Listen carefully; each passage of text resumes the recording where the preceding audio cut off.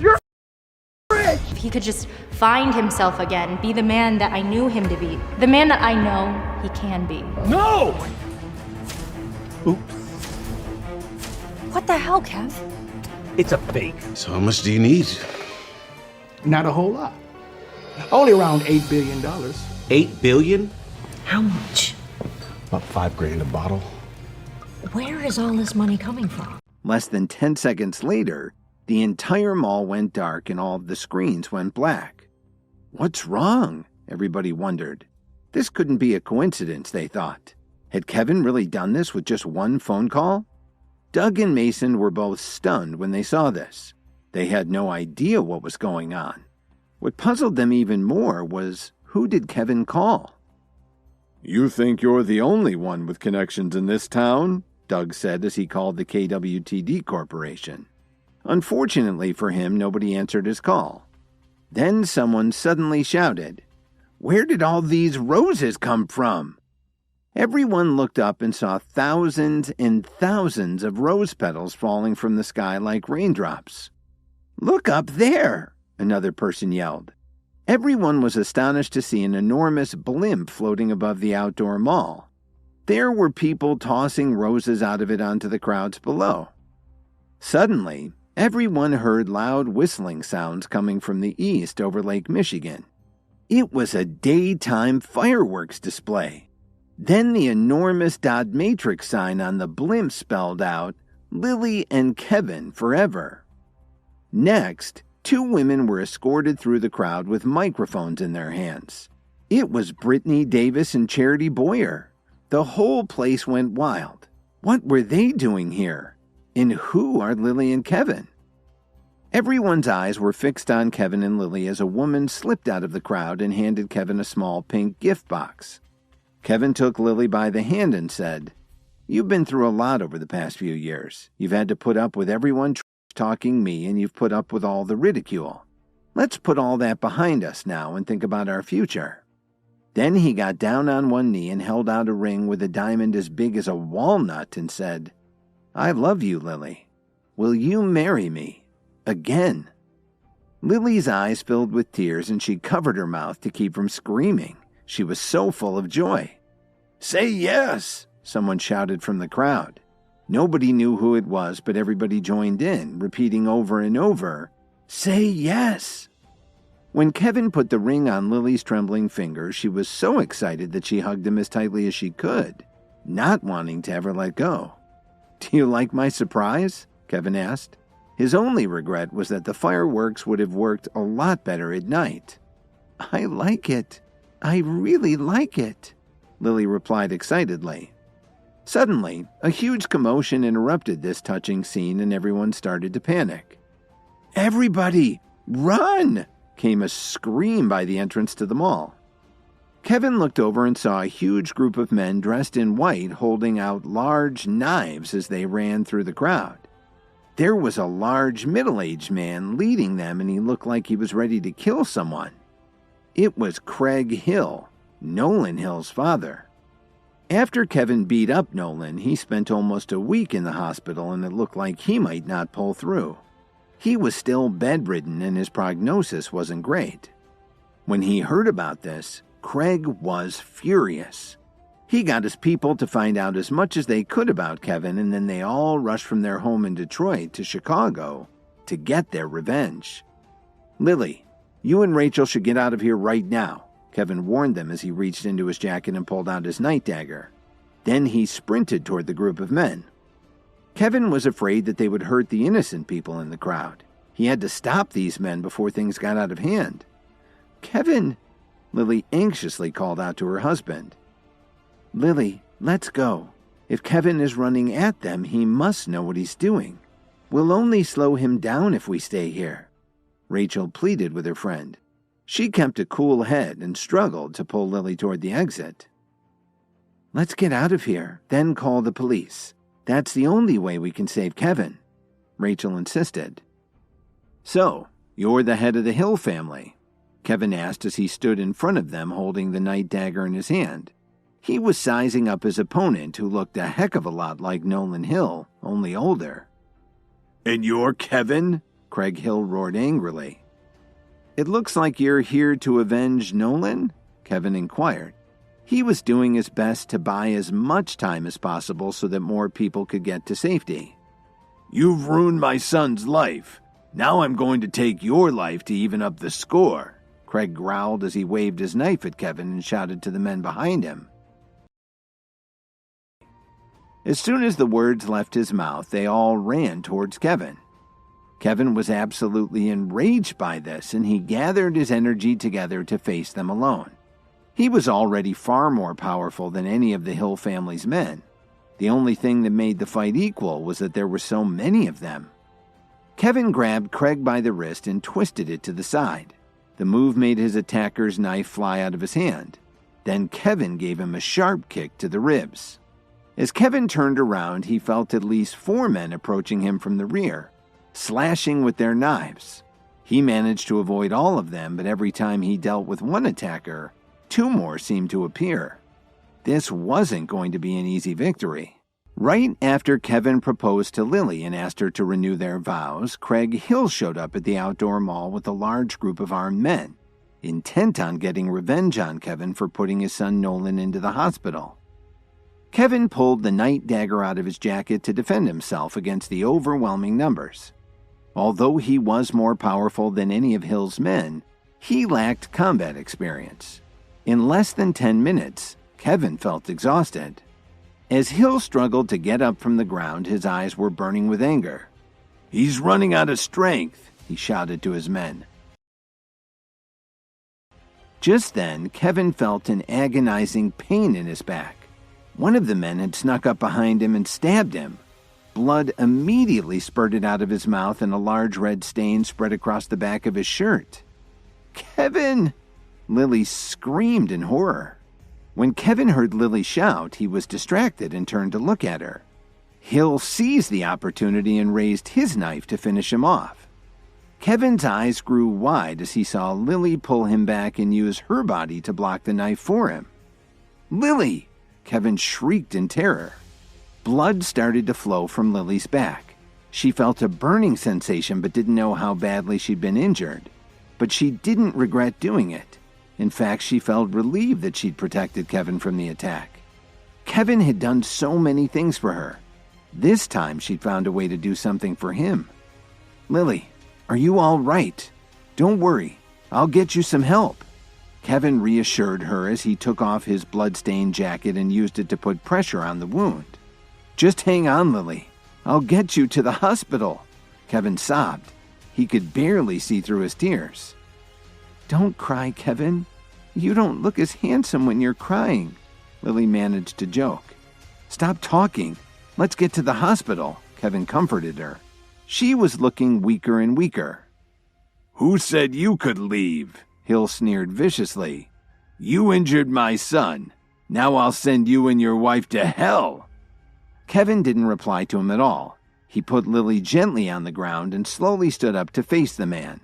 Kevin's eyes were burning, and his night dagger was trembling in his hand.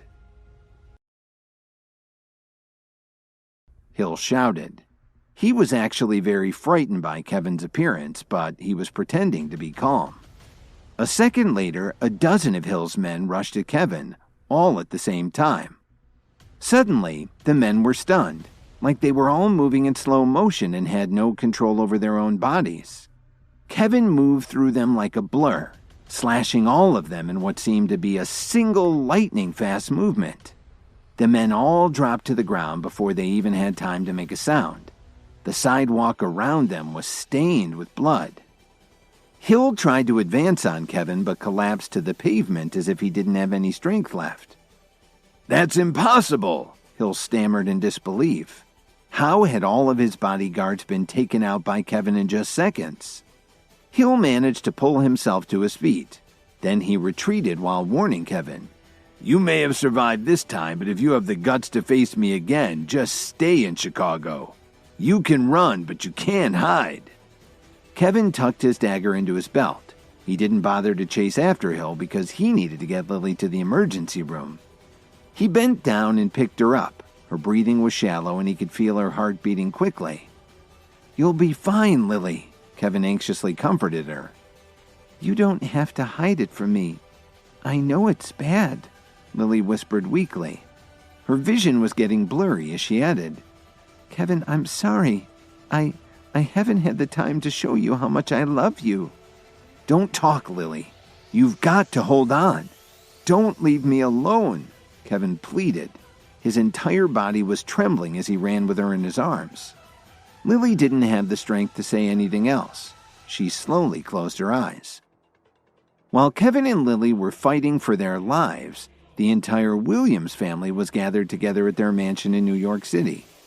There were also some people from the union who were temporarily staying with them as guests. Randall Williams and Renee Silver, the union's director, drank to each other's health as they all sat down to have a formal banquet. Randall smiled as he announced, "This is my first celebration with you since I came out of seclusion. To be honest, I'm very glad to see how well my family's doing." Then Randall paused and looked at Renee before he remarked, "What brings even more honor to our family is that we have distinguished members of the union here as our guests." "You're too kind," Renee replied with a smile. "We're indebted to your family for your generosity. Please accept our thanks." Everyone laughed heartily when they heard this. As far as the union was concerned, the members of the Williams family had always been very polite to them. "Our family has always had a wonderful relationship with the more benevolent organizations like the union.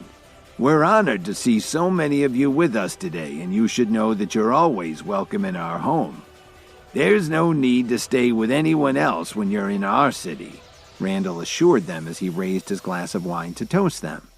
"Let's all drink to the union's continued prosperity."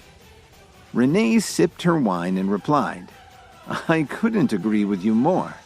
We're really all one big family, and we have a responsibility to all our members, no matter which organization they belong to. It's in our interest to protect each other from the three evil groups that still threaten all of us." Then she announced, "To that end, we've all collaborated to open a new campus of the School for the Healing Arts in Chicago. It's an opportunity for us to find more talented people to fight against those heinous groups." When they heard her say this, Randall Williams and his family got very uncomfortable and tried not to let it show. After all, the Williams family had just joined one of the evil organizations that Renee Silver was talking about. If she found out that they were members of the Myriads, what would she think? Randall coughed a few times and echoed her sentiments. "Yes, Director Silver is quite right." Of course, Randall didn't really mean what he said, and he definitely wanted to change the subject. After all, too many people were in on the secret, and someone was bound to spill the beans, even if it was by accident. If that happened, everyone would know that the Williams family had aligned themselves with the Myriads. What a disaster that would be. Just then, one of the guests from the union turned to Randall and asked him, "Do you happen to know someone named Kevin Williams?" Randall was obviously surprised at the question. He wondered why she would be bringing this up, especially during a celebratory dinner. The Williams all got very uneasy when they heard this question. Some of them even looked a little sad. "Yes, I do. Why do you ask?" Randall replied cautiously. "I've recently spoke with a young woman in Chicago," the woman explained. "She's one of our most promising junior members. Anyway, she told me that she saw a young man named Kevin Williams who was in possession of a power pill. So I'm wondering if he's related to any of you." When the Williamses heard that, they burst out laughing. Kevin actually got his hands on a power pill? How could a like him have managed that? They all understood that a power pill was the most effective herbal med you could use to start boosting your training. While his family's laughter rang in his ears, Randall put down his wine glass on the table and replied to her in a very grave tone of voice. "Since you just arrived here, there are some things you may not be aware of. First of all, yes, Kevin is indeed related to the Williams family, but he's no longer one of us. He's become something savage, something." "Grandpa Williams is right," Laura interrupted him. "Kevin, that betrayed us all. He colluded with outsiders to misappropriate our family's funds. We threw him out of the family and now he's living off his wife's fortune. Some time ago, he even ruined his cousin's wedding. Then he brought people with him to attack us right here in our own house. He even went so far as to insult his relatives and then fight with Grandpa Williams." "I agree with Laura," one of her cousins chimed in. "How could a loser like Kevin have picked up something as valuable as a power pill?" "Are you sure your source isn't mistaken?" another one asked. The other comments were even worse, and the room was soon filled with angry accusations from all of the members of the family. The woman frowned when she heard all of them saying such horrible things about Kevin. This was the exact opposite of what Officer Emmett had told her. When she spoke with her on the phone, Officer Emmett showed nothing but admiration for Kevin, as if he were some kind of genius who inspired great loyalty in people. Randall cleared his throat a few times, signaling to his family that it was time to calm down. He really didn't like airing their dirty laundry in public, especially where Kevin was concerned. "Did you hear everything the Williamses said about Kevin?" Renee asked her. "You should remind your friend to stay away from someone like that. We're good people and we try to bring justice wherever we go. I've already told Randall that if I meet this man, I'll do away with him right then and there." "I'll definitely keep your advice in mind," she promised. But she looked a little puzzled since she'd heard two very different descriptions of Kevin. The next day, the students returned to classes at the School for the Healing Arts. Professor Murdoch walked into the classroom with an incredibly somber look on her face. For one thing, she couldn't figure out what had been wrong with her for the past few days. After she took the pill that Mike gave her, she started to feel weaker every day. Today was the 4th day and Professor Murdoch was losing focus, and physically she felt like she was just dragging. She thought about Kevin and started to feel impatient. At the Whistler Hotel, Kevin had tried to dissuade her from taking Mike's pill, but she hadn't listened. It was starting to look like she should have taken his advice. So now her only hope was that Kevin really had a way to solve her problem. But when she entered the classroom, Professor Murdoch was disappointed. Dalton Steele was back from the hospital, but where was Kevin? "Dalton, why didn't Kevin come to class?" Professor Murdoch asked him sternly. "I don't know, Professor," Dalton replied honestly. He'd just been released from the hospital the day before and hadn't been in touch with his friend. Suddenly, Mike stood up from his chair and announced, "I know where he is." Mike had been looking for a chance to get back at Kevin ever since he'd stepped on him. "How do you know that?" Professor Murdoch frowned. "It's simple. Kevin donated millions of dollars without his wife's permission. Now he's probably at home begging for her to forgive him," Mike said with a laugh. The students burst into laughter at the image. "What the hell is wrong with this guy? Does he want a beating?" Dalton thought to himself as his temper flared. He picked up one of his books and threw it at Mike. "Hey, Dalton, I wasn't talking about you," Mike complained. Even though the book had hit him hard, he didn't show a trace of anger. He took the book back to Dalton and put it down gently on his desk. Mike had asked around to learn as much as he could about his classmates. When he found out what kind of person Dalton was, he decided it was in his best interest not to get on his bad side. "Never mind," Professor Murdoch said with a little disappointment. "Okay, it's a self-study period now. You all know what you should be doing." She had thought that Mike might be right, even though what he said sounded like a joke. After all, Kevin had donated a heck of a lot of money. But what would she do if Kevin didn't come to class? If she lost any more of her strength, she'd be right back where she started without any chance of getting it back again. When Professor Murdoch got back to her office, she tried Kevin's number a few times, but she couldn't get through. What she didn't know was that at that very moment, Kevin was at Downtown General. He was pacing anxiously in the waiting area outside the operating room. Lily had been in there for hours. The hospital had flown Dr. Willow in from New York the night before to perform the surgery, but Kevin hadn't heard any news yet. "You've got to hold on, Lily," Kevin said to himself desperately. He was filled with a lot of regret as he paced back and forth. "It hasn't been easy for us. Just when we were finally going to be happy together, I might lose you. Just hold on." Kevin kept thinking about her and mumbling to himself. He didn't care what anybody thought when they saw him like this. All he cared about was Lily. Suddenly, Dr. Willow walked out of the operating room and took off her mask. She looked exhausted. "How's my wife?" Kevin nervously asked her as he put his hand on her shoulder. "Don't worry, Kevin. Lily's fine now and she's been sent to recovery. It was a difficult operation because the knife wound was very close to her heart," Dr. Willow explained as she forced a smile to comfort him. Then she added a warning. "You have to be very careful with her from now on." After Lily had been stabbed by Craig Hill, Kevin rushed her to the emergency room at Downtown General. The hospital arranged to have Dr. Willow flown in to operate on her. The surgery took hours, but she was finally sent to recovery. Dr. Willow came into the waiting room to tell Kevin the good news. He excitedly hugged her when he heard that his wife would be okay. "Thank you, doctor.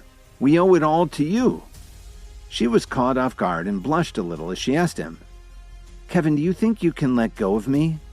Kevin immediately stopped hugging her and felt a little embarrassed.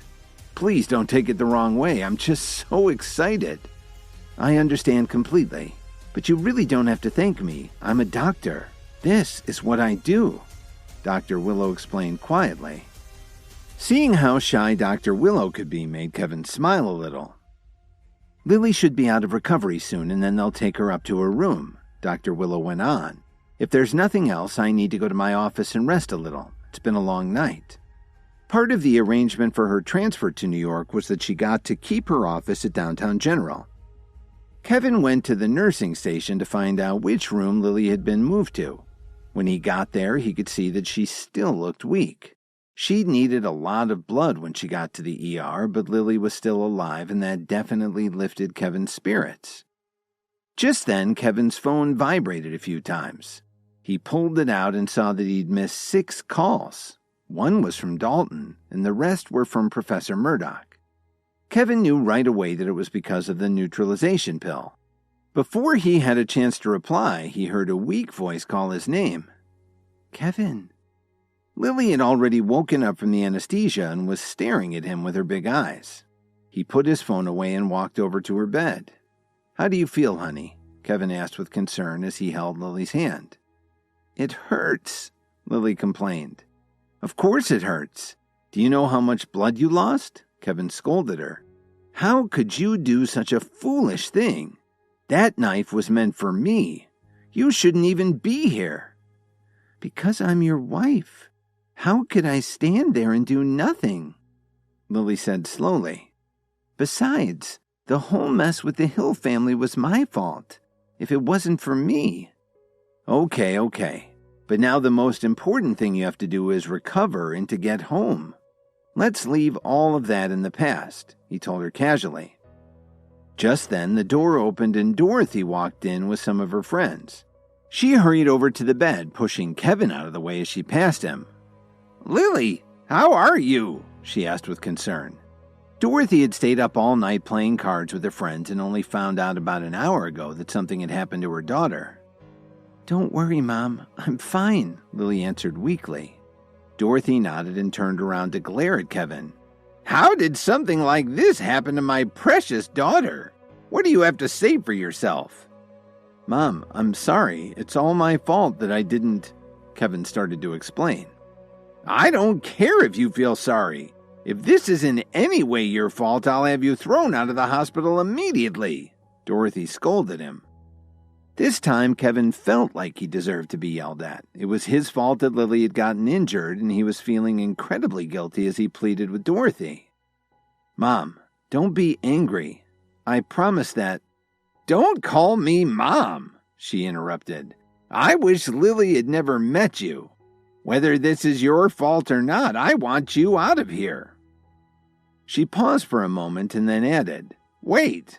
As soon as Lily can get out of bed, I want the 2 of you to get a divorce. I don't ever want to see your face again."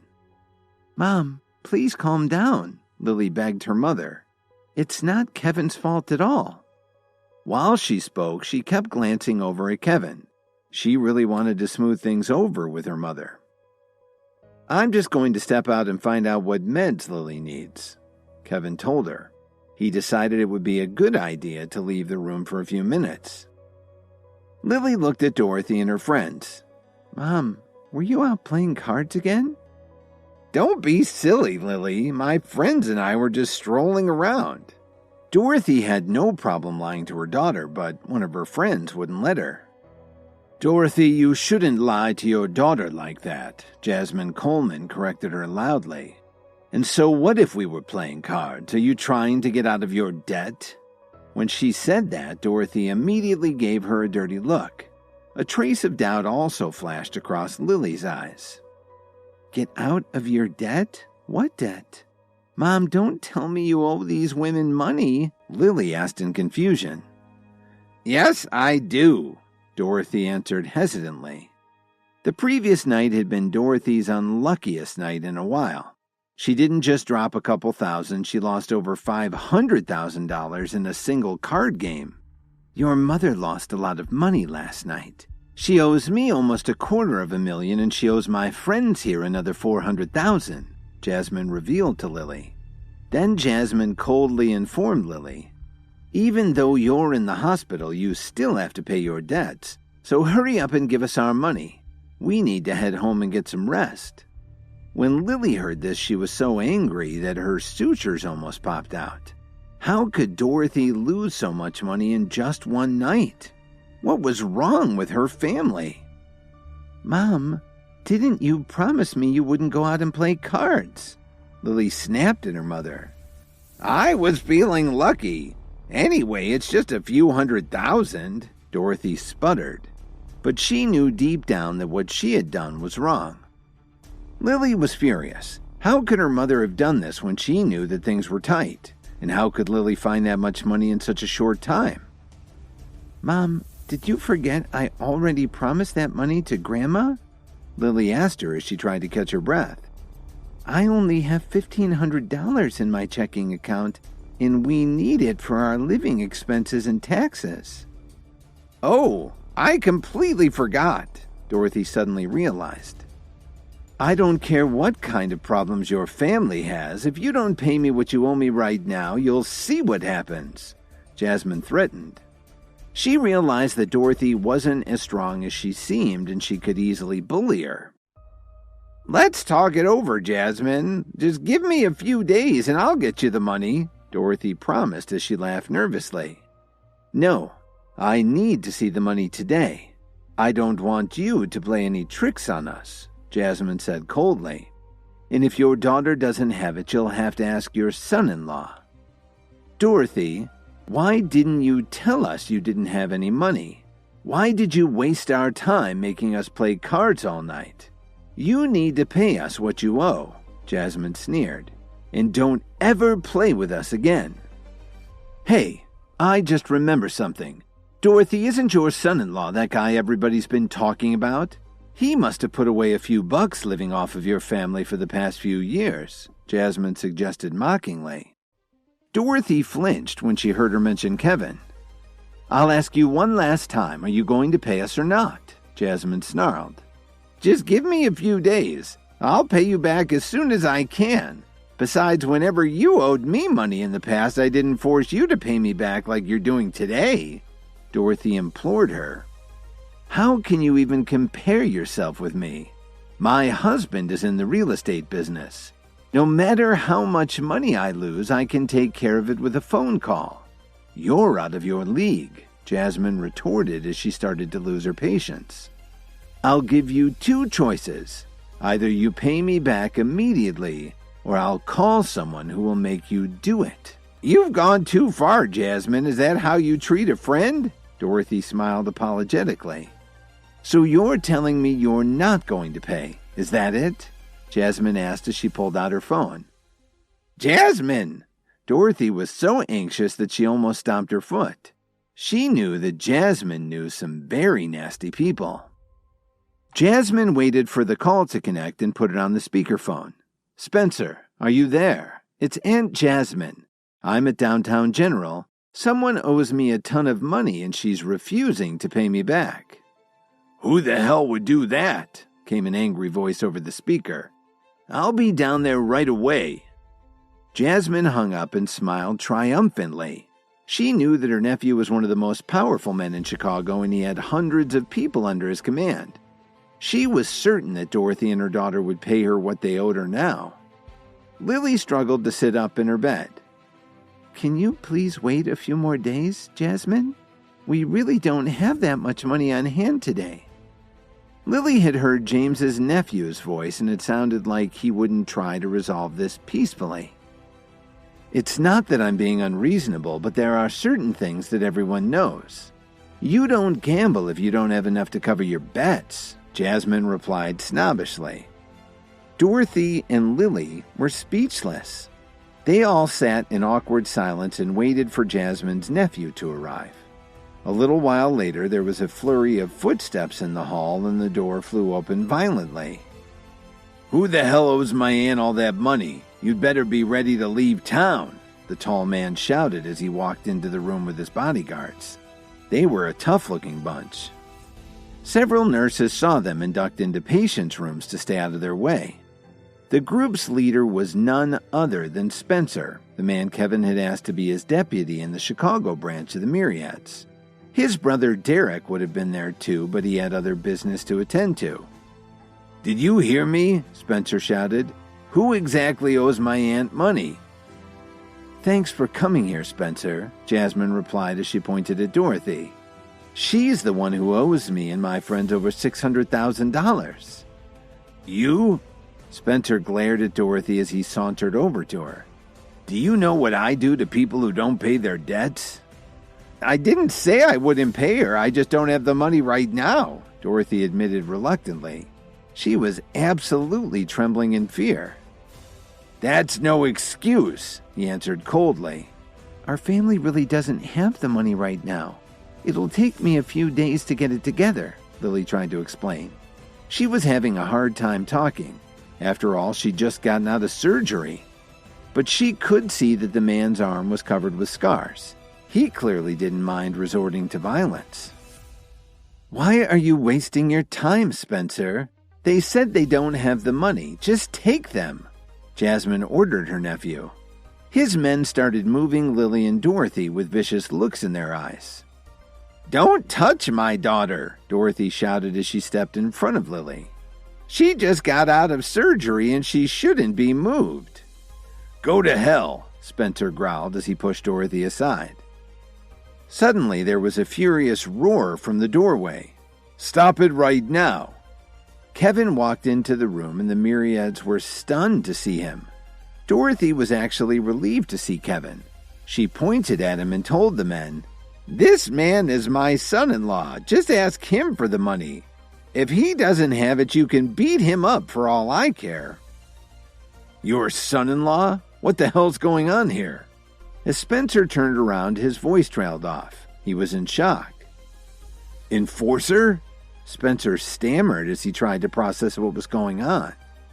Dorothy said that the enforcer was her son-in-law, so that would make her. He knew he was in big trouble. "What are you guys doing in the hospital?" Kevin asked with a slight frown.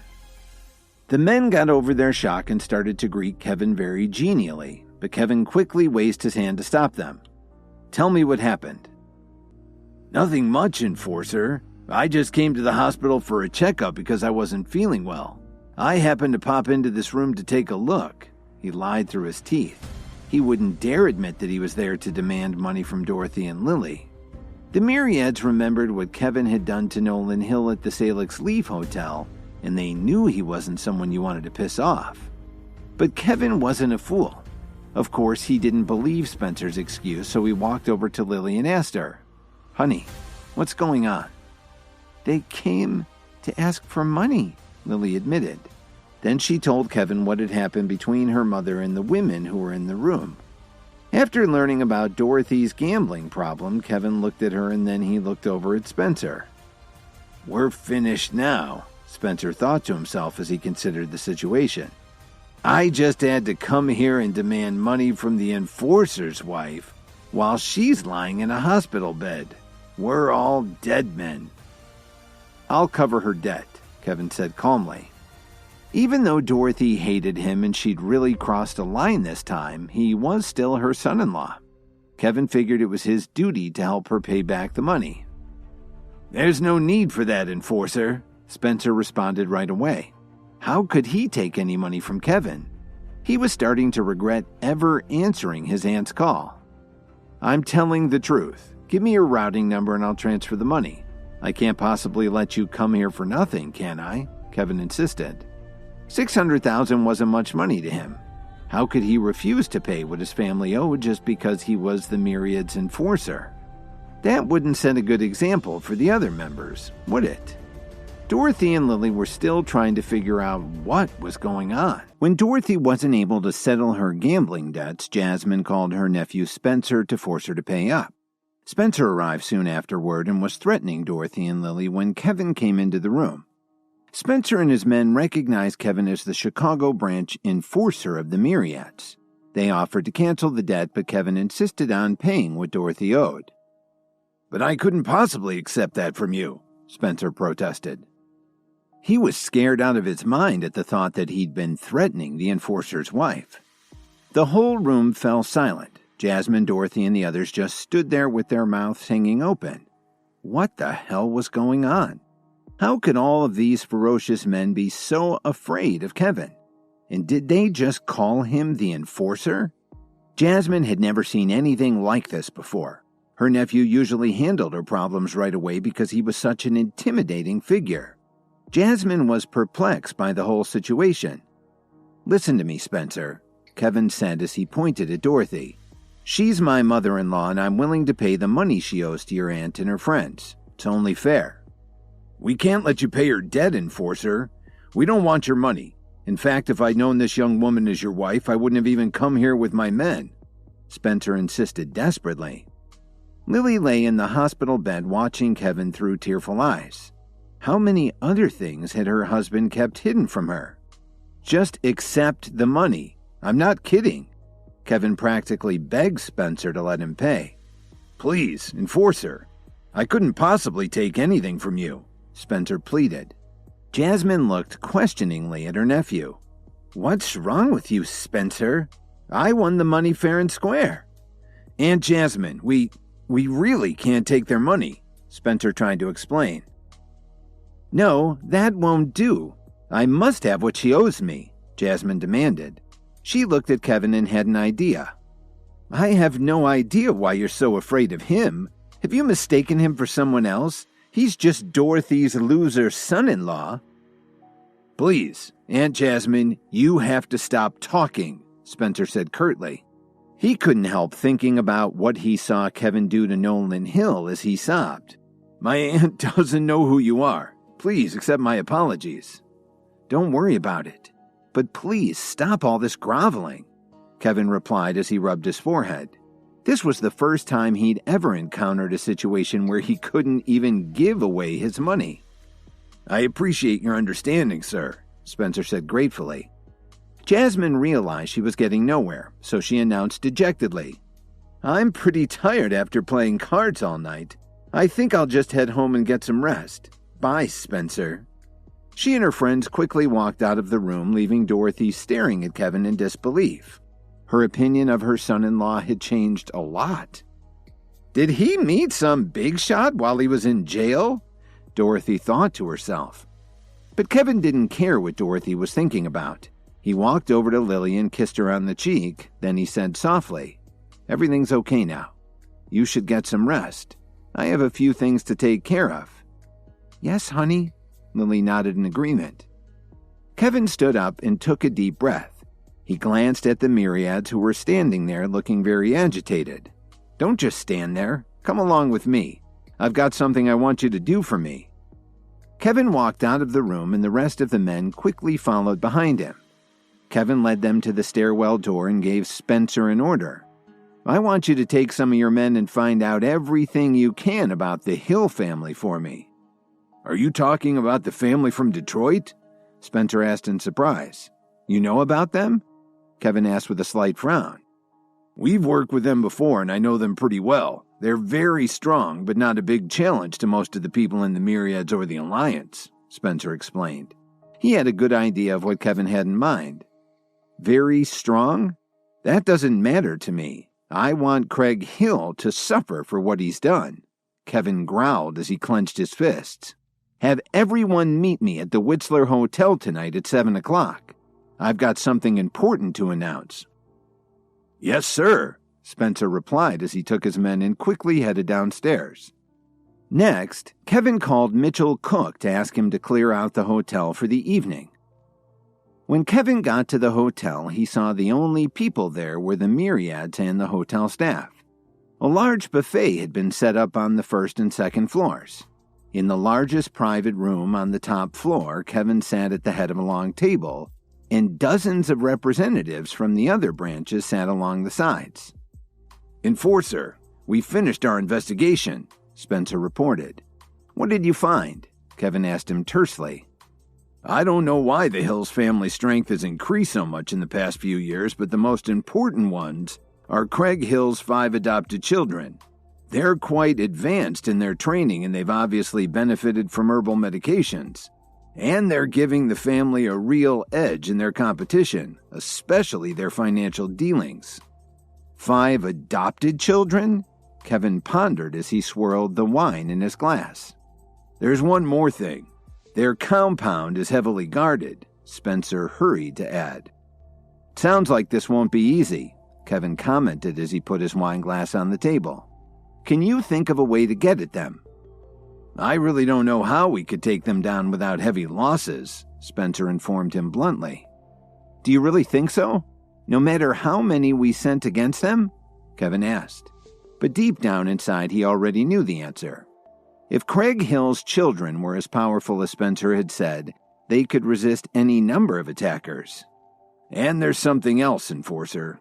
They're expanding their operations to Chicago. It's possible that they have another trick up their sleeve, Spencer pointed out. He had to lay out the facts, even at the risk to his own family.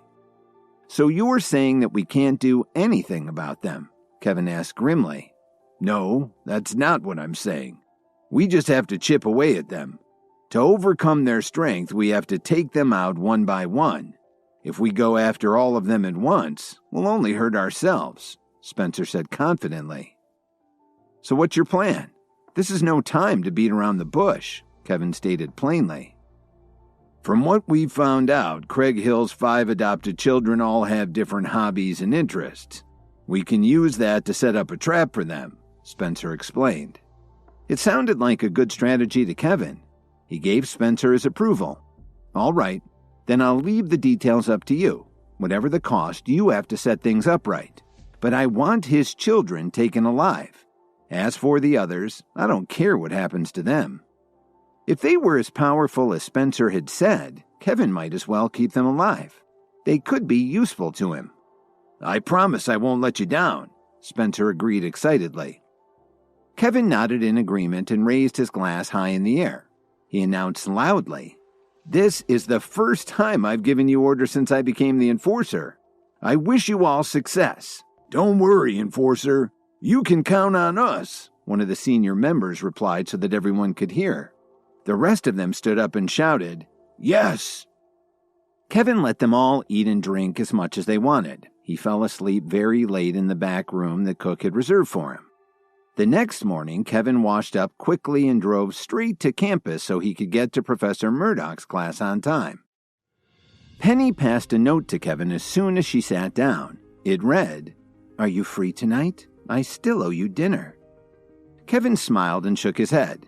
Penny was still trying to make up for that whole thing with her cell phone. After their dinner plans were interrupted by Professor Murdoch, Kevin had completely forgotten about it. If she hadn't given him a note just now, he never would have given it another thought. Good work, Kevin. You've already made friends with the cutest student in our class, Dalton commented as he saw the note on Kevin's desk. Dalton knew about Penny's reputation, and he also knew that everyone in the school wanted to get to know her. Boy, would they be jealous to know that she'd actually asked Kevin out to dinner. It was a dream come true. It's no big deal, Dalton. Do you want to come along? Kevin smiled as he patted his friend on the shoulder. You don't have to ask me twice, Dalton replied happily. Of course he was married, but it was just a dinner with friends, not an affair. He was sure that his wife Miranda would trust him. Sounds like a plan. Kevin wrote back to her very casually. I'm free this evening, but I want to bring Dalton along too. Penny opened up the note and took a look at it. She quickly scribbled a reply and handed it back to Kevin. That's up to you. The way she saw it, it was just a meal. It would be nice to have an extra person along. Just then, a woman walked into the room and went to the podium and put her briefcase on the table.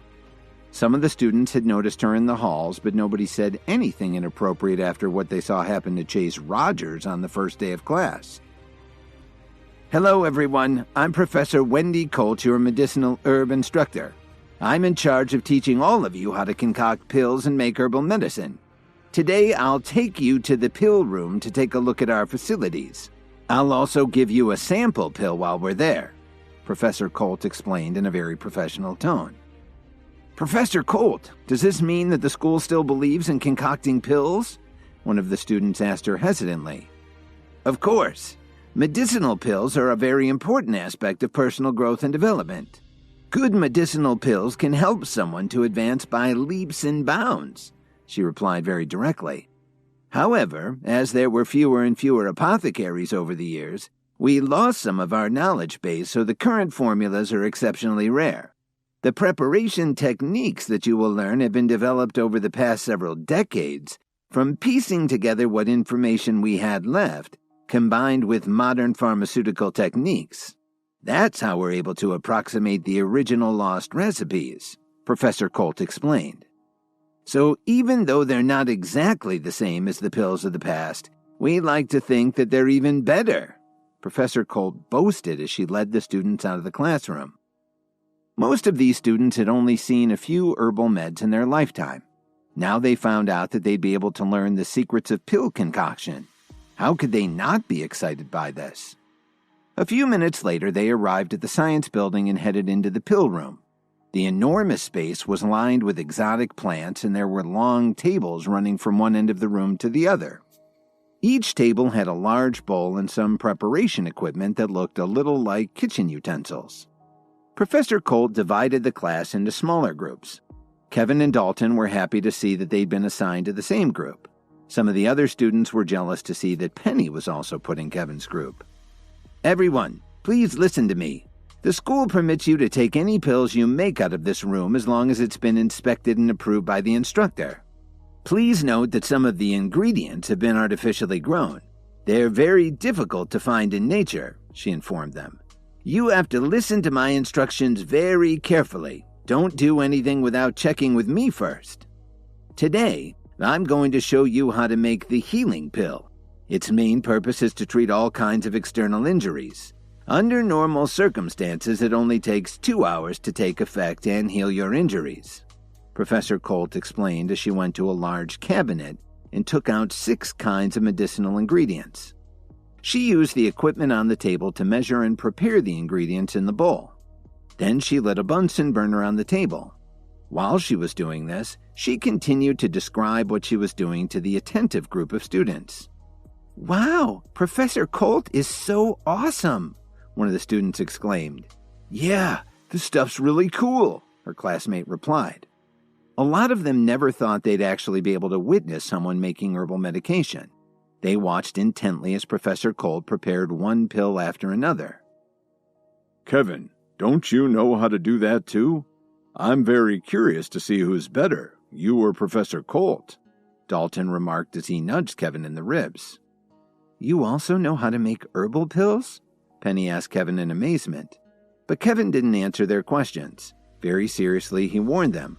Dalton, you and Penny should leave the room right now. What's wrong? Dalton asked him with a very puzzled look on his face. Professor Colt must be distracted by talking too much while she's working. She just missed an important step and the bowl is going to explode in less than 5 minutes, Kevin quickly explained. They had to do something, and quickly. Kevin told Dalton and Penny that they needed to get out of the room before Professor Colt's pill bowl exploded. Are you kidding me? Dalton asked incredulously. It wasn't that Dalton didn't trust Kevin, but Professor Colt was a trained faculty member after all. There's no way she'd make a mistake like that. You can stay here if you don't mind getting burned to a crisp, Kevin said calmly. No way. I'm out of here, Dalton said as he walked briskly towards the door. While she was talking, Professor Colt was moving the bowl over the Bunsen burner. She was adjusting the flame to the proper height for the preparation of a healing pill. Professor, please wait a moment, Kevin interrupted her as he strode towards the table. Do you have any questions, Kevin? Professor Colt asked him. The other students in the class all looked at Kevin. They were wondering what stunt he was going to pull this time. Professor Colt, you're making a big mistake with this pill, Kevin said very nonchalantly. If you turn off the flame now, there shouldn't be too much damage. This drew an immediate reaction from his classmates, who all broke into laughter.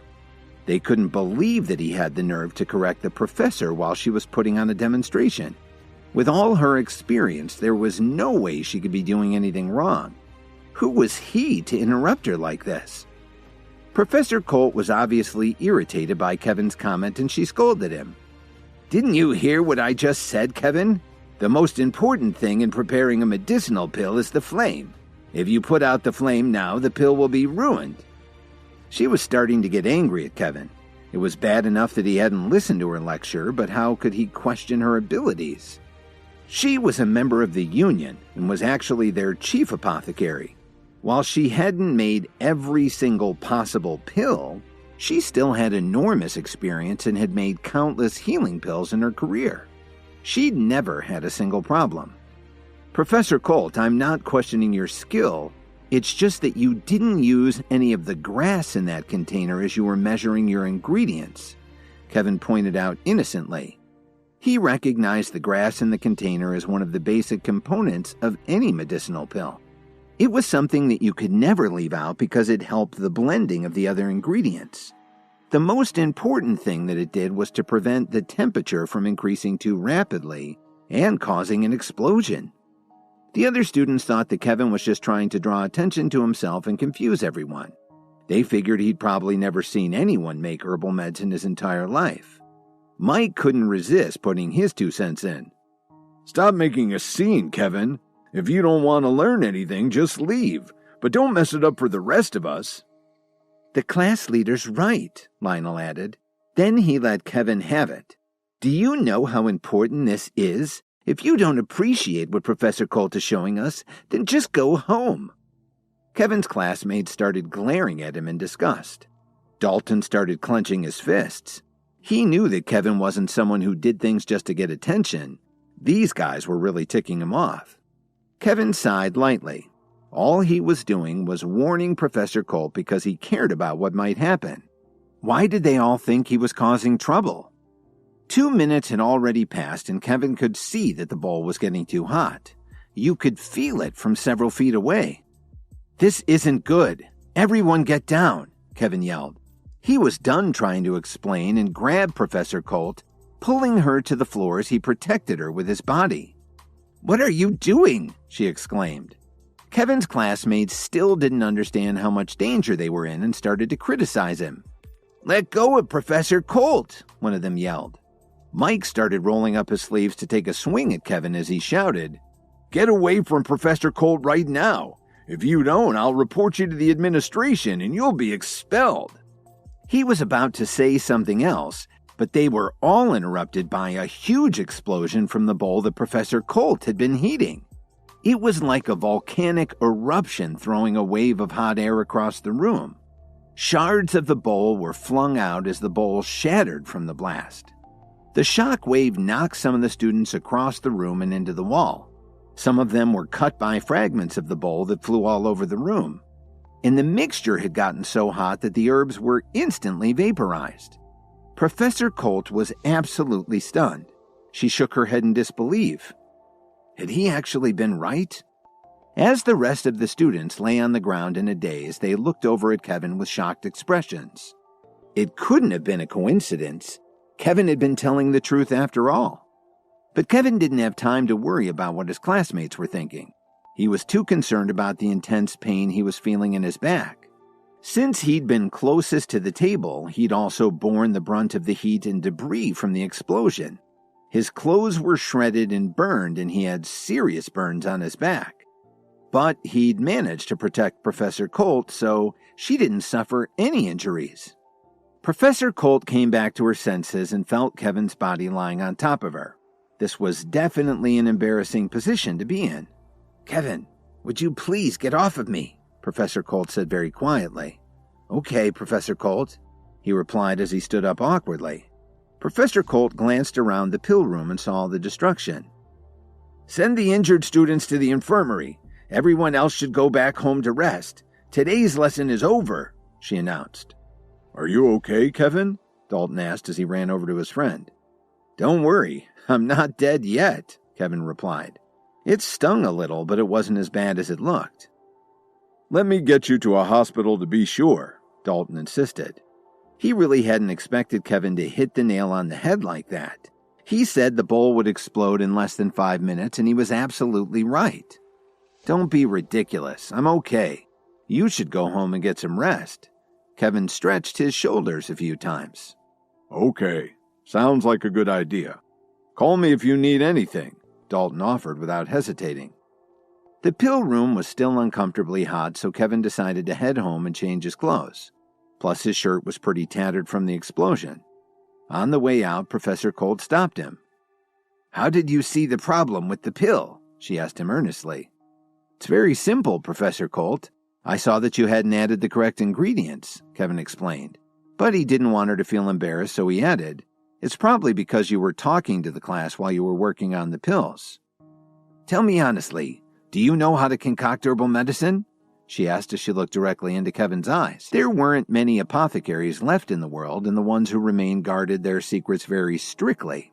So Professor Colt wouldn't believe Kevin if he said that he didn't know anything about making herbal pills, and she certainly wouldn't believe that he just made a lucky guess. "You're right, Professor, but I only know how to make a few kind of pills," Kevin replied modestly. In fact, there probably wasn't a single medicinal pill that he didn't know how to refine. He just needed a little more practice to get better at it. For some reason, Professor Colt was actually very relieved to hear Kevin's explanation. "It's really a good thing to know how to concoct a few kinds of pills. There's currently a great need for more apothecaries. I was lucky enough to join the union and get many years of training from them, but I only know how to produce 10 types of pills." Then Professor Colt sighed. "It's too bad that there are too few apothecaries around these days. The formulas are so hard to find and reproduce that some pills are worth a fortune. For something like the power pill or the augmentation pill, well, they're like miracle drugs." Kevin nearly laughed out loud when he heard her say that. He could easily make the herbal meds that Professor Colt found so unattainable. However, he still had some doubts. The Night King had told him that apothecaries used to have a lot of respect, but there was some kind of incident that had changed everything. "Professor Colt, can you tell me what exactly happened to all the apothecaries?" Kevin inquired.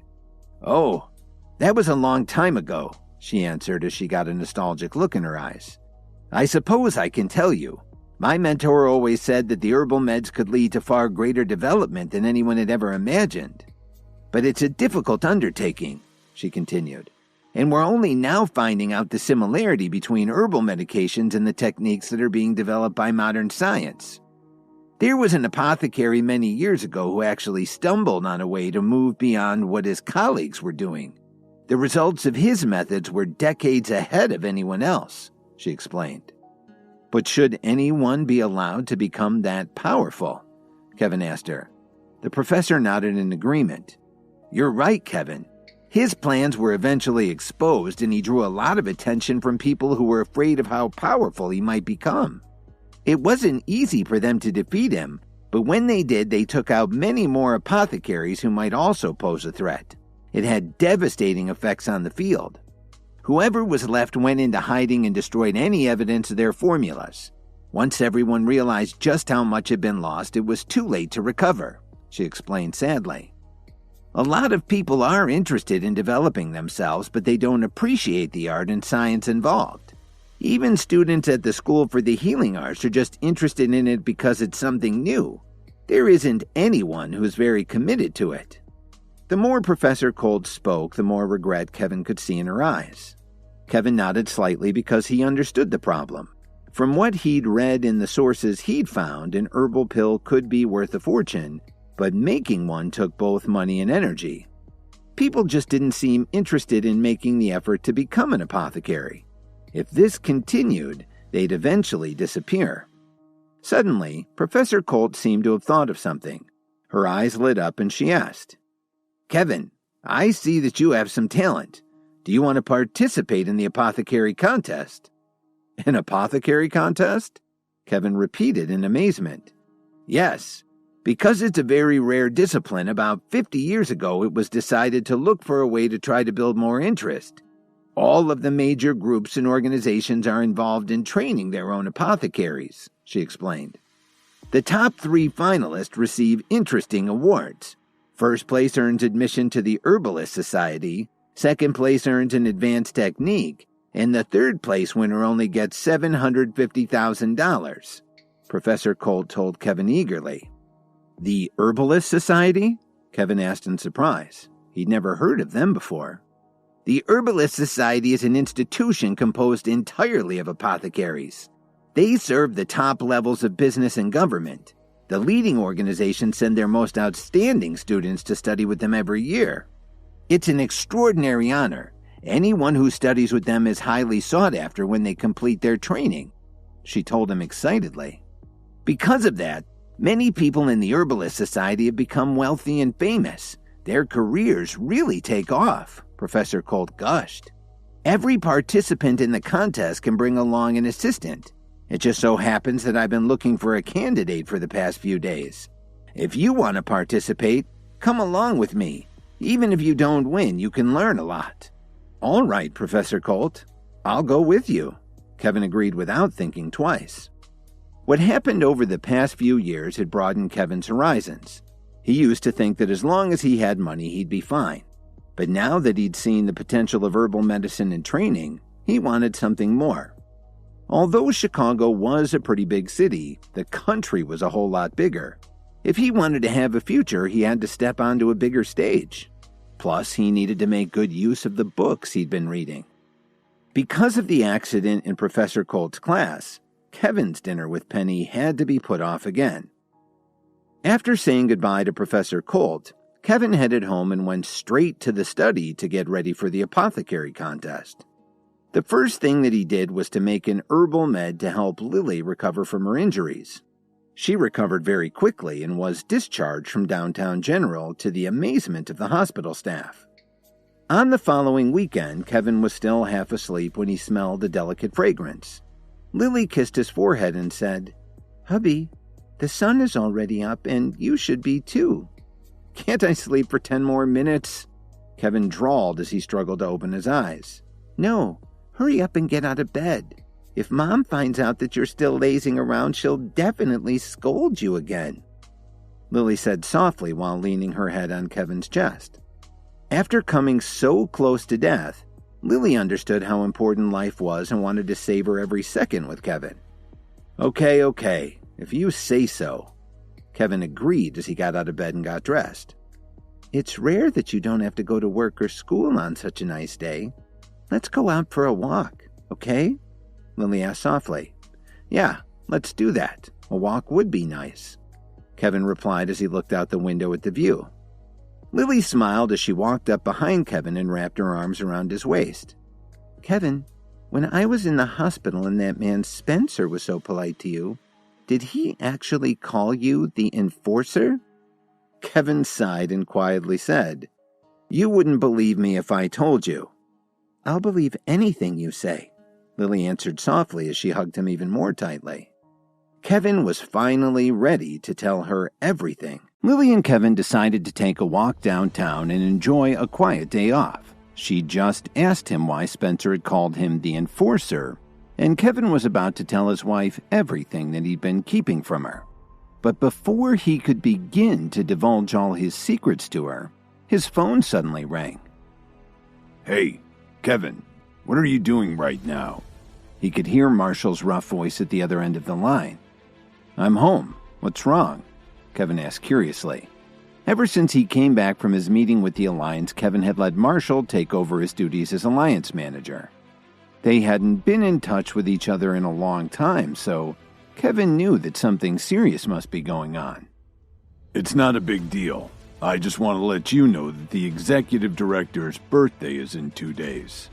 Everyone needs to drop what they're doing and head back to headquarters for the celebration. Don't forget that you're our messenger now, Marshall reminded him. I understand, but we've got 2 days, don't we? Why are you panicking? Kevin replied sharply. No panic. Just keeping you in the loop. Gotta run, Marshall said as he hung up. After putting his phone away, Kevin started to have some doubts. He thought that since this was an important gathering, his mentor, the Night King, might be there too. Kevin had a ton of questions for him. On top of that, he had a vague feeling that this would be a crucial meeting. What worried him was that even though Chicago wasn't the largest city in the country, both the Myriads and the Alliance were interested in it. And now the School for the Healing Arts had decided to open a campus too. The city was crawling with powerful people who were interested in herbal meds and martial training. It had Kevin curious. While Kevin was contemplating these things, Lily asked him, "Who was that on the phone, honey?" "Just a friend," Kevin laughed casually. 2 hours later, Lily and Kevin were taking a stroll hand in hand. Lily was eating a soft pretzel they'd gotten from a street vendor. She was feeling like a kid again as she explained to Kevin that she used to have the same treat when she was a kid. "Kevin, why don't we go into that jewelry store over there?" Lily asked sweetly. "Are you sure, honey? We've been walking for over an hour." Kevin felt that if the school had a shopping contest, Lily would win first place, hands down. "Come on, let's go in. I'm in the mood to get some new jewelry," she said coyly. Lily was so excited that she started tugging on Kevin's arm. He finally gave in and the two of them headed into the store. As soon as they walked in, Lily spotted a diamond ring that she wanted. The sales associate noticed that Lily was interested in the ring and walked over to them with a big smile. "This ring is a new arrival and there's nothing like it in all of Chicago. It's called the Starry Sky Ring." "That's a good name for it," Kevin commented as he admired the brilliant stone. They then heard a delicate voice nearby saying, "Wow, what a beautiful ring. Hubby, can you buy it for me?" Kevin and Lily looked over and saw a couple walking towards them. The man looked like a successful businessman and he carried himself well. The woman was very pretty, but maybe not quite as pretty as Lily. "Lily, what a coincidence to bump into you here," the man said cheerfully. What Kevin didn't know was that the man's name was Clancy Redmond, and the woman's name was Danica. They were both Lily's classmates from college. Clancy had chased after Lily back in the day, but he obviously ended up with someone else. "What a coincidence. I didn't expect to see you guys here," Lily exclaimed as she smiled awkwardly. "And I never expected to cross paths with you here." Danica stared at Lily with an unfriendly gaze. Even though any relationship between Lily and Clancy was long over, Danica was still afraid that they'd rekindle their romance. "What did you say, Danica?" Clancy pouted. "Nothing at all. Don't tell me you still have feelings for her," his wife replied in an odd tone of voice. Then she looked disapprovingly at Kevin and remarked, "Oh my, Lily, it's been so long since I last saw you. Have things really gotten that bad? Back in school, all the richest guys were after you. How did you end up with this loser?" Lily was obviously irritated at her comment, and Kevin furrowed his brow. This was far from being a friendly reunion. Danica was being downright hostile. "Don't worry about me, Danica. I'm doing just fine," Lily replied coldly. "That's not what I heard. Everyone in town knows your husband's been freeloading off your family for 3 years. He even went to prison for assault and battery," Danica declared loudly enough so everyone in the store could hear it. They all turned around and stared at Kevin. "Is that true, Lily? You know, if you're having problems, your husband can join our company. I'll make the arrangement so he can start bringing in a decent salary," Clancy offered with a smile. It sounded like a nice offer, but Lily could tell he had an ulterior motive. He was obviously still interested in her. Clancy had missed Lily a lot after college, but he never expected to get another chance with her. Now it looked like he might be able to take advantage of Lily's troubles with her husband. "There's no need for that. My husband is doing very well now, thank you," Lily replied as she turned around and held Kevin's hand. "Hubby, let's go home. I'm suddenly feeling a little tired." "Okay, honey," Kevin answered quickly. He didn't want to waste any more time with these two. Then he asked the sales associate, "How much is the ring we were looking at?" "How could a delinquent like you even afford it?" Danica sneered. Then she turned to the associate and asked, "Are you going to wrap this up for me?"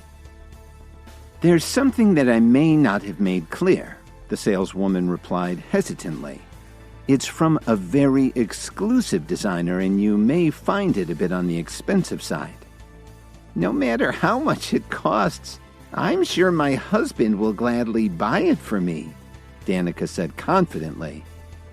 "In that case, the price is $7 million, she told her excitedly. The associate knew that she would get a hefty commission for the sale. When Clancy heard this, he took a deep breath and thought to himself, "That's a little friggin' expensive. It may be easier just to steal one." Even though Clancy had been in business for a few years and had been pretty successful, he had nowhere near that much money to throw around, a few $1,000s at the most.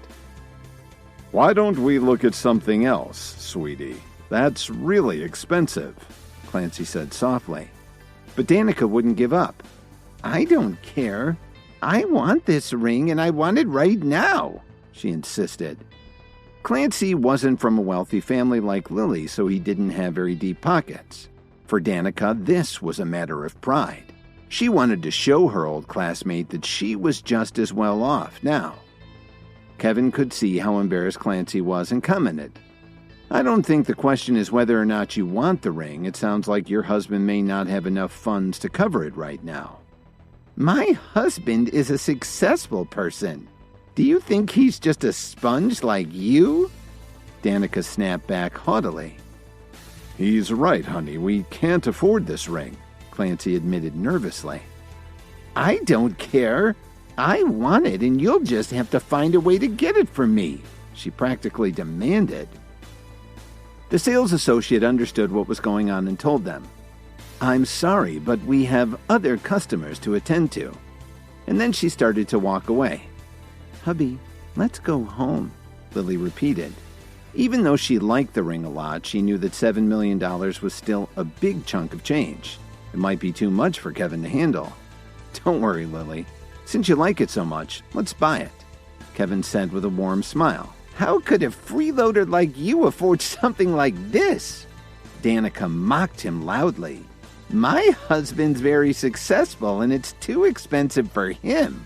And you're living off your wife's income." The other customers in the store started laughing at Kevin. A couple of them recognized him as the guy who'd married into the Jones family. Why was he even wasting everyone's time pretending he could afford something so valuable?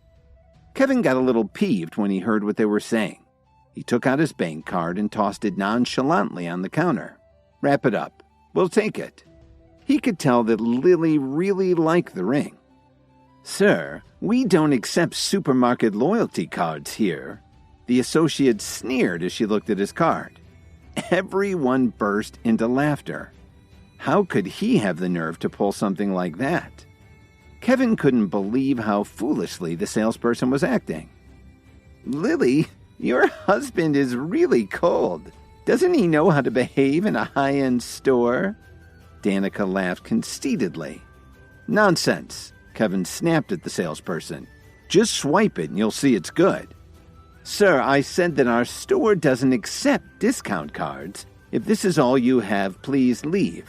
I don't have time to play games," she scoffed. The salesperson had heard what Danica said about Kevin. If all of that was true, how could he possibly buy a ring that was worth $7 million? "Please call your manager," Kevin said impatiently. "Sir, bringing the manager over won't help if you can't afford the ring," she scoffed. Mr. Arnold, the store's manager, had been listening the whole time. He walked over to the counter, took one look at Kevin's black card, and felt like he was going to faint. He picked it up off the counter and asked the sales associate anxiously, "Where did you get this card?" "I'm sorry, Mr. Arnold. This man handed me a supermarket discount card," the salesperson replied as she pointed at Kevin. "I told him we can't accept it, but he just wouldn't listen." Mr. Arnold rolled his eyes as he realized he needed to give his employees better training. Then he gulped as he asked Kevin, "Is this your bank card, sir?" "What do you think?" Kevin replied coldly. Kevin's directness made Mr. Arnold start to sweat. The customers who'd been laughing at Kevin quieted down when they realized that something was going on. "Hurry up and swipe the card so you can wrap up the ring for my wife," Kevin ordered them. He was tired of wasting his time. Yes, sir," Mr. Arnold replied as he quickly handed the card to the salesperson. "What are you waiting for? Didn't you hear what this gentleman said?" "But Mr. Arnold," the salesperson began to complain. "There's no buts about it," Mr. Arnold interrupted her. "Just swipe his card and wrap up their purchase." She took Kevin's card and swiped it into her card reader.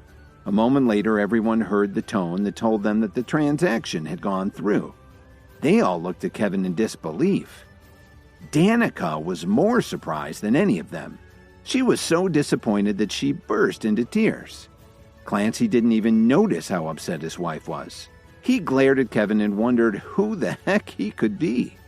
He knew that Lily's family was rich, but not rich enough to toss around this much money. Meanwhile, the store employees were still staring at the balance on the register. They'd never seen anything like it. "Is it wrapped yet?" Kevin urged her frostily. "Yes, sir, it's ready," the salesperson replied as she handed him the bag. Her hands were actually shaking a little, she was so nervous. She just insulted an incredibly rich man and she had no idea who the heck he was. "Here, Lily. If you decide that you don't like it, you can always throw it away," Kevin said flippantly. They were all shocked to hear him say that. Even Danica stopped crying for a moment. Who could be so rich that they'd talk about throwing out a $7 million ring? Every one of them was tempted to root through Kevin's trash. "Hubby, you're so good to me," Lily exclaimed. She didn't care how many people were there and gave Kevin a big kiss. Just as Kevin was about to say something else to irritate Clancy, his phone suddenly rang. When he checked the caller ID, he saw that it was Phoebe Anderson. Phoebe got straight to the point. "Kevin, are you free now?" "What's the matter?" Kevin asked her tentatively. "If you have time, come to the antique store on Belmont Avenue near Ravenswood as soon as you can. I think you know the place. I need your advice on something really important," Phoebe requested urgently. "Got it," he replied without hesitating. Before Kevin could finish speaking, he got a strange, overwhelming feeling that whatever Phoebe wanted him to look at was going to be very critical for him. Kevin got a very serious look on his face and said to Lily, "I have to go." Right after Kevin bought the Starry Sky ring for Lily, he got a call from Phoebe. She wanted him to meet her right away at an antique store on Belmont Avenue. It sounded very urgent. Kevin had an odd but very strong feeling that the Night King wanted him to go there. "Phoebe asked you to help her?" Lily didn't seem very pleased with the idea. She could easily understand the way Phoebe looked at Kevin. After all, he was very handsome, but that didn't mean she should let down her guard. "She wants me to check out an antique, and I really think that it's important." Kevin had an unusually serious expression on his face. "Then let's go there right away. Plus, that's a really good street for antiquing." Lily took Kevin's hand and they left the jewelry store in a hurry.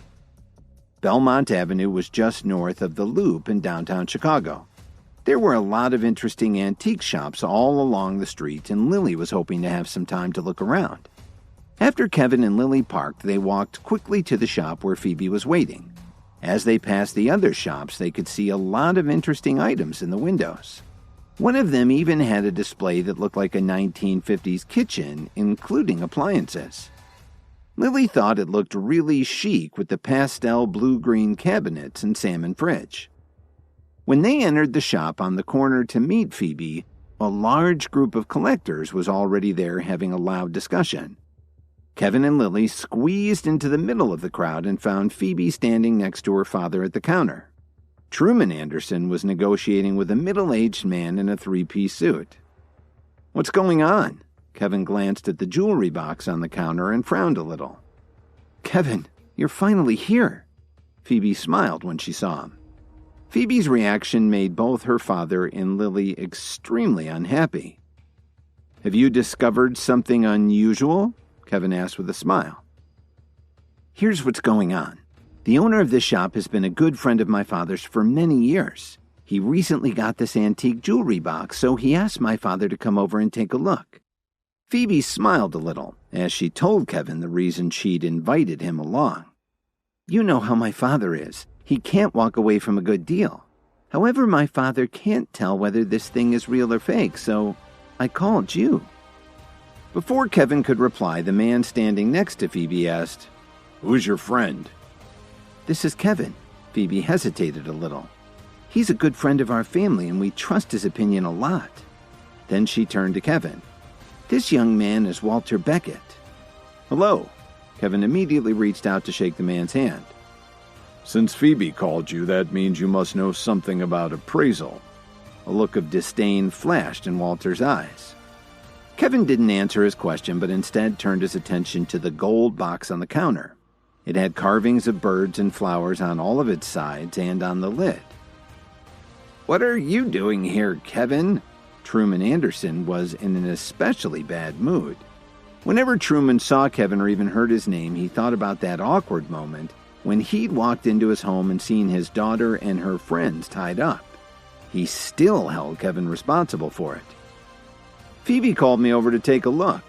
Kevin reached out and touched the box, and he furrowed his brow as he studied the low-relief decorations. "Walter, what do you think about this item?" Truman ignored Kevin and spoke directly to the young man who was standing next to Phoebe. "Truman, even though the piece is very beautiful, I just don't think it's worth the price. I think you should be very careful." Walter spoke very smoothly. He didn't try to persuade Truman to buy it, but he also didn't tell him not to buy it. But Truman trusted him anyway. What Kevin didn't know was that Walter Beckett was here with Phoebe mainly because of him. Ever since the last time Kevin saw her, Phoebe had spent her days languishing at home, not really interested in anything. It made Truman sad to see his daughter like that. As far as Truman was concerned, Kevin was a bad influence. His only redeeming quality was his ability to appraise antiques. So he asked Mr. Jordan, the store owner, to invite Walter to come to Chicago and then get in touch with his daughter. "What's the seller asking?" Kevin raised an eyebrow and looked up from the box. $2 million. Phoebe stared at Kevin as she answered his question. "Yes, it's worth it. You should take it." Kevin nodded his head in approval. "Kevin, are you serious?" Although Truman didn't like Kevin anymore, he still trusted his opinion on antiques. "Of course I'm serious," Kevin replied firmly. In fact, he had more to say, but he didn't want to talk about it in front of so many people. $2 million was a lot to spend, but Truman thought that he could double his money if Kevin was right. "That's ridiculous," Walter sneered at Kevin. "Do you really know anything about antiques? While the decorations are very interesting, there's not enough gold just based on weight to justify a price like that," Beckett continued. "On top of that, there isn't a lot of detail in the flowers. It's barely worth $200,000, let alone $2 million. You have no idea what you're talking about." The people who had gathered around them seemed to agree with his comments. One of them even whispered very loudly, "I wouldn't expect any less from one of Mr. Anderson's friends. He's a perfect match for Phoebe." Phoebe was visibly upset when she heard these comments. She was afraid that Kevin would take it the wrong way. The store's owner, Mr. Jordan, also looked distressed. He'd gone through a lot of time and expense to get this antique jewelry box, and now it looked like he might stand to lose a lot of money on it. But he also knew that Walter was an expert appraiser and there was nothing wrong with what he said, so he couldn't challenge him on it. Truman nodded slightly and spoke to Mr. Jordan. "My friend, I think Walter's right. Perhaps we should hold off on this purchase." "Wait a minute," Kevin suddenly interrupted them. Truman, if you don't buy this item, you're making a big mistake. Truman sighed when he heard Kevin say this. I know you have extraordinary potential in antique appraisal, but you're still young and don't have enough experience. You can still make mistakes, but Walter is different. He's had intensive training and has a lot more experience than you do. The onlookers agreed with Truman's comments and nodded their heads in approval. They'd never even seen Kevin before, so how could he come in here and tell everyone what to do? So you're just going to take his word over mine? Kevin joked. It's not that I don't believe you, it's just that I believe Walter more. When Truman finished speaking, he looked over at Walter. After all, Walter was his future son-in-law. He had to show him some support in front of all these people. Truman, you really ought to take my advice. If you buy this, you'll make a lot of money. Kevin smiled as he tried to change Truman's mind. Why is this little box worth $2 million? Walter scoffed. Because it's not just a gold jewelry box. It's gilded ivory, Kevin replied casually. As soon as he said this, the whole shop suddenly became silent. Except Lily. Everyone there was an expert in antiques. They understood where he was going with this. Just take a look underneath. You can see a bit that wasn't covered in gold leaf. Of course, it doesn't make sense to cover valuable ivory with gold, but someone decided to do that. Kevin looked over at Walter and could see that he was a little uneasy. The onlookers still weren't completely convinced. After all, maybe Kevin was just trying to impress Phoebe by refuting Walter's opinion on the object. One of them even scolded Kevin. You really expect us to believe that? Leave the discussion to the real experts. Truman looked a little embarrassed as he stood there and listened to Kevin. He still didn't understand how the box could be worth so much more than Walter had said. While it had been illegal to trade in modern ivory objects since the early 70s, antiques were usually grandfathered in and completely legal. But that still didn't explain why the box had been covered in gold leaf. Honey, are you sure you're right? Lily asked in a worried whisper. Don't you believe me? Kevin answered softly. Then how can you explain this? Walter looked at Kevin like he was some kind of fool. Why the heck would someone take a valuable antique and change it so that its value would actually decrease? That's a very good question. A gold jewelry box would have some value, but it wouldn't be worth a small fortune, Kevin explained as he picked up the delicate object. But did any of you actually test the gold? Then Kevin walked nonchalantly behind the counter and took a bottle of rubbing alcohol and a rag. What do you plan to do with that? Walter looked both irritated and confused at the same time. Just watch and you'll see what I'm talking about. Kevin couldn't help smirking a little. What happens when you wipe cheap gilding with rubbing alcohol? The whole antique shop fell quiet. You could have heard a pin drop. Kevin put some alcohol on the cloth and wiped away the gold color from one of the corners, revealing a beautiful ivory box with incredible detail. The light coat of gold leaf had obscured a lot of the original artist's work. How do you explain this? Walter was still challenging Kevin, but he knew it wasn't going well for his own appraisal. It's very simple. Kevin turned to look at Mr. Jordan, who was standing there with his mouth hanging open. Then he asked, Did you buy this from someone who'd imported it back in the 80s? How did you know? Mr. Jordan asked in shock. Kevin explained. In order to sneak this piece into the country, someone covered the ivory with a cheap coating of gold leaf. That wasn't really necessary for an antique, but they probably didn't know how old or valuable it actually was. While Kevin spoke, he took out a needle and heated it with a flame. Then he touched the underside of the box and continued to explain. It eventually ended up in the hands of a collector, but they had no idea that this is genuine ivory. You can see how there's a tiny scorch mark and you can actually smell the ivory a little. Whoever sold this to you knew that it was a 14th century French piece, but they never checked to see what it was really made of. They were all amazed at Kevin's explanation and began to see that his appraisal was probably correct. If you buy this box, Truman, you definitely won't lose any money on the deal. Kevin put the box back on the counter and everyone began to admire it in a new way. You really know your stuff.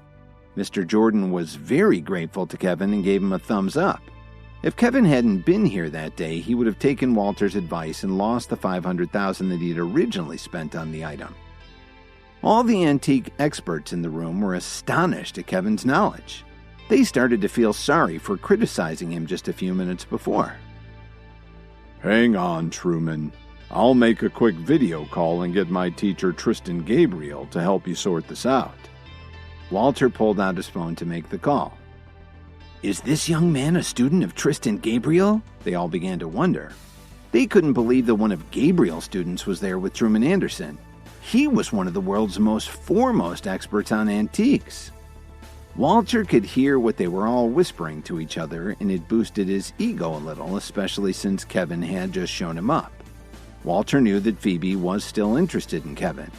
If his mentor put Kevin in his place, that would certainly make him look a lot better in her eyes. Soon the video call was connected and the face of a thin elderly man appeared on the screen. Walter, aren't you supposed to be in Chicago right now? Why are you calling me again? Gabriel's voice was a little harsh sounding. Sir, I just appraised an antique jewelry box, but someone here said that it's worth 10 times more than my estimate. Walter explained simply. What? Can you show it to me? Tristan was excited to see what his student was talking about. Nobody in the store could believe that Walter was able to get in touch with his renowned expert so quickly. It was very impressive. They'd all heard of Tristan Gabriel, but it was rare to see him in person, even on a video call. While everyone kept whispering to each other, Walter pointed his phone camera at the box on the counter. After a moment, everyone heard Gabriel's voice booming out of the phone's speaker. Haven't you learned anything from me? Don't you know what this is? No one had expected him to be so grumpy. But what they really wanted to know was what this expert's appraisal was. Who was right, Walter or Kevin? Please subscribe to the Pocket FM YouTube channel and press the bell icon for instant notification. Check out our channel for more such exciting shows.